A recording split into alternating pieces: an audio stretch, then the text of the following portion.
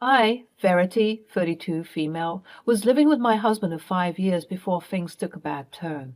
Things were great for us in the beginning, but everything changed once my husband, Bernard, got a promotion. I noticed that he was being very cocky and arrogant, and I even began to notice him distancing himself from me. I talked to my mother-in-law, who I trust very much, about the situation. I really don't know what's wrong with him. Have you tried talking to him about it? Yes, I've done that many times, but he always brushes it off and acts like everything's fine. And when I suggest stricter means, like going to a couples counselor, he gets really angry. Oh, goodness, that doesn't sound at all like my precious Bernard. Yeah, maybe because you coddle him too much, and those rose-colored glasses you got on prevent you from seeing the truth. Anyways, things were going awry for some time after he got his big promotion. A couple of months after enduring his insufferable behavior, I found some alarming news on Bernard's phone. I was cleaning the bedroom and I noted that he had left his phone dangerously close to the edge of the bedside table. I moved it, but at that moment I saw him getting a text from someone named Pizza Hut. How peculiar, I thought to myself. My curiosity got the better of me, and I opened the message to see a slew of horrid things going on. My husband was cheating on me. I saw the myriad of texts and inappropriate pictures. They were flooding my eyes, and it was all so overwhelming. At that moment, I heard some heavy footsteps coming towards the door. I quickly locked the phone and put it back where I found it. Bernard came in. Verity, where the hell are my socks? They're here, darling. I was just tidying up the room a bit. Why do you look like you've just seen a monster? Because at that moment I had just seen a monster. Standing in front of me was no longer my sweet Bernard, rather an unrecognizable beast who managed to ruin my whole life and shatter my whole heart in mere seconds. But of course I was too weak at the time to talk about what I just saw. I just murmured something about how I was experiencing period cramps, and he left. That night, I sobbed into my pillow with my cheating husband sleeping peacefully right next to me. Even though I was extremely saddened, I was also extremely angry as well. How could this man cheat on me after everything? I held on to this anger, though, and waited to expose my low-life husband to none other than his mother. Early in the morning, before Bernard woke up, I opened his phone and gathered all the evidence I needed. Turns out that his mistress's name is Rita. I sent all of the information to my phone, put his phone back where I found it, and waited patiently for Deborah to arrive. Deborah arrived shortly after Bernard left for work. When I showed her all the horrible things I found, she too shared the same look of horror and disgust that I held when collecting all of this data. After moments of complete shock, she spoke up. We need to do something about this. He's absolutely gone crazy. I'm so hurt, Deborah. I know, my baby, but we'll get through this. I'll call him right now. Deborah proceeded to call Bernard. She put him on loudspeaker. Bernard, I swear to God, all of this better be some stupid and sick prank, because if any of this turns out to be true, I don't know how I will look you in the face again. Mom, slow down. What are you talking about? Who the hell is Rita? There was a silence, and although nothing was said, everything was indeed confirmed. He was cheating on me. And by the looks of it, it had been that way for quite a while now. You better get back home right this instant. We need to have this discussion face to face. Deborah hung up the phone, and for the next 30 minutes, while waiting for Bernard to return, I was completely inconsolable. Bernard finally arrived home, but he appeared to have a special surprise with him. He brought Rita. What is the meaning of this? Is this the wench? Don't call her that, Mom. I love her. What did you just say? Yes, Verity, I'm sorry you had to find out this way, but I guess now is about as good a time as ever. I am in love with Rita. She makes me happy. Lately, I've realized I am at a higher status than most of the things of my past life. I have to elevate myself, and to put things lightly, you're like the older version of a gaming console. Rita is like the PS5. Bernard, what are you saying right now? Do you know what you've put Verity through? And you! How dare you get with a married man? Have you no shame? Well, Mom, I believe that we're soulmates. He's in love with me and I'm in love with him. We're going to start a family together. Oh, so you think that you're going to change this man? Newsflash, honey, a cheater will always be a cheater. And based on what he's just said, he will always be searching for the bigger and better and newer thing. You're not special, sweetie. Take my advice and leave now before things get worse. I can see that you're young. You still have your life ahead of you. You can't be tied to a sick man like this. Enough! I know you're hurt, Verity, but it's not my fault you let yourself go. You have to understand, as a man, I have needs. And Rita gives them all to me. I guess this all goes without saying, but I want a divorce. As if my heart couldn't shatter any more, it miraculously did. I was too stunned to say anything. Again, I began to zone out of this dreadful situation, but in the peripherals of my mind, I could hear barely audible shouting from Deborah and Bernard going back and forth. After some shouting, I received a text from my family lawyer. A great-uncle of mine had recently passed away, and part of his will indicated that once the inheritance money had been properly divided amongst the appropriate individuals, only then will the actual amount be disclosed to the recipient. I found this to be particularly annoying, but that was just my great-uncle Henry. He had a knack for being dramatic. The text read, Dearest Verity, as always, I hope you're well. As you know, your great-uncle Henry has left some inheritance money for you, but unfortunately, it's going to take a bit longer than expected to process the proper funds. Some of your family members are arguing about who gets to keep what. Please call for further clarifications if need be. Take care. Knowing my crazy and toxic family, I highly doubt that there'd be any money left over for me. I was always last place, and the same rang true for my failed marriage. I zoned back in to hear more commotion. Verity, are you even listening? What is there to listen to? Bernard has shown us who he is, right? He doesn't want to be with me anymore, right? That's that. I can't fight for someone who won't even fight for me, for us. But I will say this, Bernard. By the time your karma is finished with you, you will wish you'd never been born. I'm done here. And with that, I gathered up whatever strength I had left, went to my room to pack up some of my things, and walked out the front door. As I was leaving, Deborah was calling after me, assuring me that everything will be fixed. Bless her heart. She still believed that part of her sweet baby boy was still alive, but alas, all that I saw was a hollow shell of a man. For the next couple of weeks, I rented cheap motel rooms, and all the while, Bernard began processing the divorce papers. Bernard had friends who could help speed up the process. He acknowledged that this was hard for me, and he wanted to speed up this process as fast as possible so that I didn't have to suffer any longer. Sounds to me like a guilty conscience. At this point, I was so drained. I had cried all of my tears out. Not long afterward, approximately 6 months after the debacle went down, Bernard and I had officially been declared as divorced couple. Throughout the whole debacle of who would get what and what would be split, I decided to be cordial about everything. Part of the reason why the process was fast was that, surprisingly enough, we were very agreeable about most things.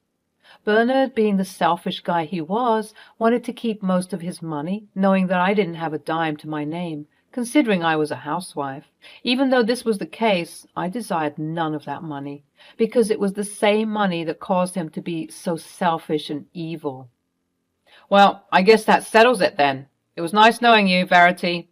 I hope you take care of yourself. I hope you rot in hell where you belong. I have no desire to keep in contact with you, so please refrain from doing so. Have the day you think you deserve. I stomped off, obviously jaded and hurting still, but I was picking myself back up again. While I was still legally married to Bernard, I used the money in our shared account to kickstart a small business I had in mind, a little cafe that I began to rent. It was a way for me to make money since I knew that I would be getting little, if nothing, from this divorce settlement. As I was walking to my apartment complex that I began renting shortly after kickstarting the business, I received an email from George. I was very confused by this, as I wasn't expecting what I read from the email. Dearest Verity, my apologies once again for the awful marital situation you're going through, but I have some good news to share with you. Please contact me at your earliest convenience. 3 hours later, George and I were meeting at my quaint little cafe to discuss whatever news was so important that he couldn't tell me on the phone. Hello, George. I hope you're well. Hey, Verity.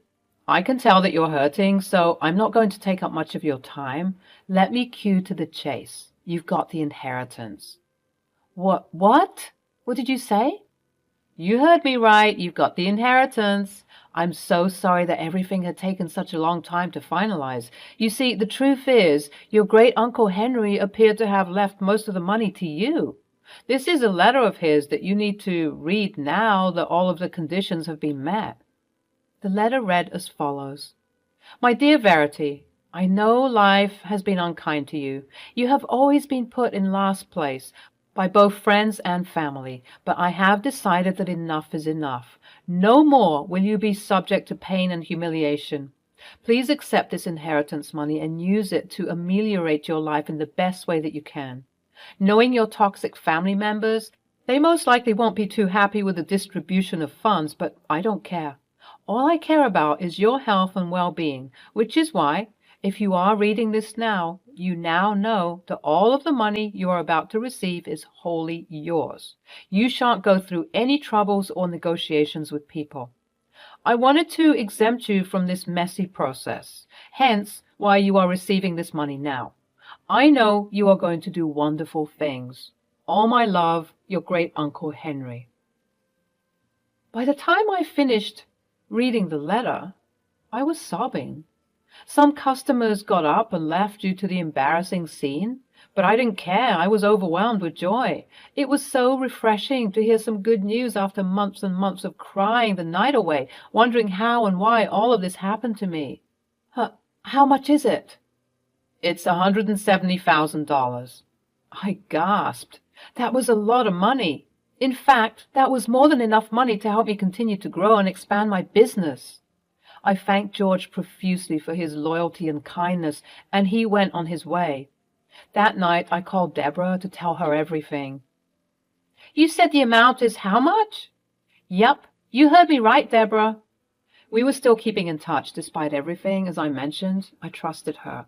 At least for a while, because what she did next was completely deplorable.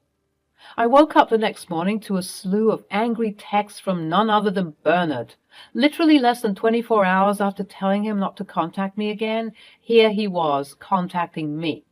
Despite my better will, we decided to meet up to discuss whatever it was that was pressing him. I guess part of me still had hopes that things would change. We met at my cafe. So, this is the infamous cafe. It's cute, I guess. What do you want, Bernard? Haven't you taken enough from me? Let's cut to the chase. Half of that money is mine. What? My mom told me everything. She told me about the inheritance money that finally came. Talk about good timing, am I right? But anyways, we need that money. You must have lost your mind if you think that I'm going to give you anything. Besides, don't you make enough money as is? What exactly is your obsession with me? Why didn't you care? I was breaking your heart, and you didn't even bat an eye. What are you talking about? You knew I was a wreck.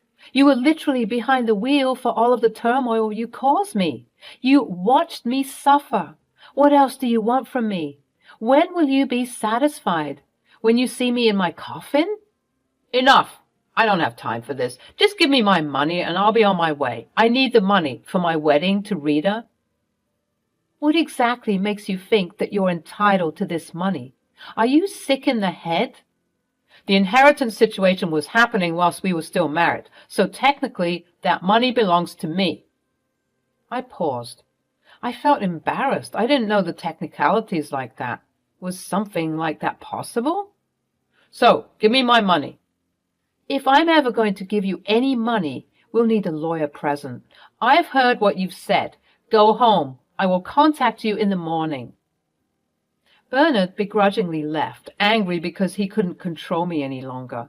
If we'd still been married, I would have given him my kidney if he asked me, but now I can't even look this man in the eye without feeling disgusted.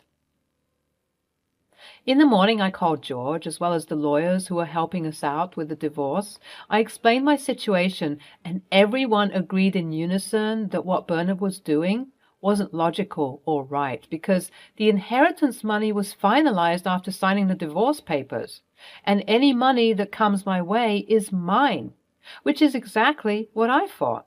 But Bernard tried to gaslight me into believing that I owed him anything. Angrily, I drove to the house that I used to call home for 5 years, and I knocked on the door. Eventually, someone answered. "Oh, hell. Move. I'm not here for you. I'm here for your evil fiancé." "What is the meaning of this? Don't you dare come into my house and cause a ruckus." "Oh, you mean our house? The house that we built together. You have a lot of nerve treating me the way you do, as if I wasn't good to you. I genuinely believed that you should get your head checked because there are some screws loose. Where is your mother?" At that moment, like clockwork, Deborah came out of the kitchen. "Now, what's all this noise I'm hearing?" "Deborah, how could you do this to me?" "What do you mean?" "You told your trifling son about the inheritance money. What for?" "Don't speak to me about my son that way. And I told him because, well, I believe that perhaps we could partake in some of that money. I should have known where Bernard got his cheating habit from. I guess the apple didn't fall far from the tree. All of you are sick. You're trying to siphon money from me?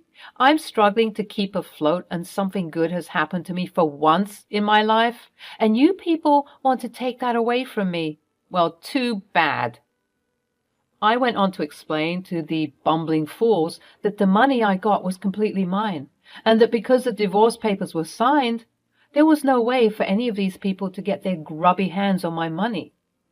Of course, Bernard didn't like this news at all, and he proceeded to go on a little rampage, yelling and cursing and even breaking things. I did see his true colors because you won't believe what happened next. Bernard got into his car and began to drive off. I thought that we were done arguing and that he went somewhere to cool off, but when I arrived at my cafe, I found my store had been vandalized. The windows were broken and most of the furniture was damaged. I immediately knew who did this, and I called the perpetrator. "Bernard, really, you vandalized my shop? It had to be done. You aren't giving us the money. Maybe now you cooperate. I know that you don't have security cameras, so good luck trying to press charges." Wow, just wow. I cut the call and proceeded to call my good friend George to assess the situation. George began to laugh. "We got him now, Verity." "What do you mean? He's ruined everything. He's ruined my life, and even if I fix it, he'll come back again and again." "Don't you see, Verity? We can sue him for this. And with that being said, we can also renegotiate the terms of your divorce settlement." "What? But I don't have evidence." "Yes, you do. There's always evidence." And sure enough, there certainly was. I discovered that the cameras that came with the building were still working. I was under the impression that they weren't functional, and I caught Bernard's vandalism very clearly. I brought this evidence to George to collate and compose a case against Bernard. Thankfully, our case was well received, and because of the nature of our tumultuous relationship, as well as the collection of all of the verbal and emotional abuse that had happened to me, I was highly favored, and the judge determined that I will be receiving $20,000 from Bernard in damages. This obviously made Bernard fill up with rage, and he proceeded to appeal this, but time and time again his appeal was rejected.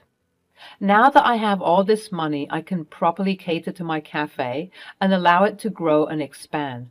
The last I heard of Bernard, Rita, and Deborah was that they were all constantly quarreling and bickering, and word on the curb is that Bernard has been spotted several times with a young and attractive blonde woman on his arm.